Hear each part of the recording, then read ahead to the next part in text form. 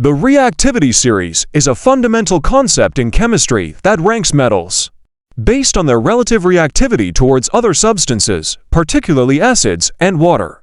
This series allows chemists to predict the behavior of metals in various chemical reactions, including displacement reactions and corrosion. In this essay, we will delve into the reactivity series, its significance, and provide examples to illustrate its applications.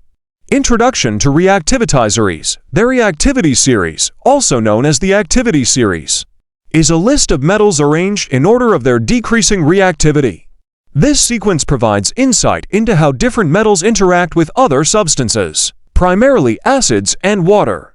The reactivity of a metal is determined by its ability to lose electrons and form positive ions, which in turn influences its tendency to undergo chemical reactions.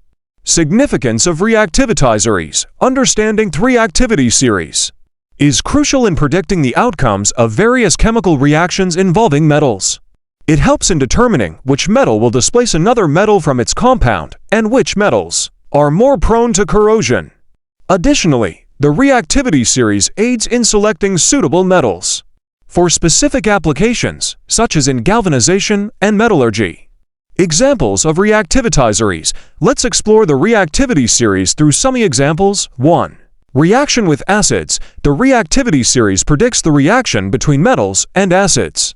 Metals higher in the reactivity series readily react with acids to form salt and hydrogen gas, while metals lower in the series may not react with acids at all.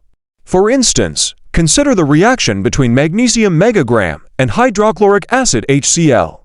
Text Mg2, text HCl, right arrow, text MgCl underscore to plus plus text H underscore 2.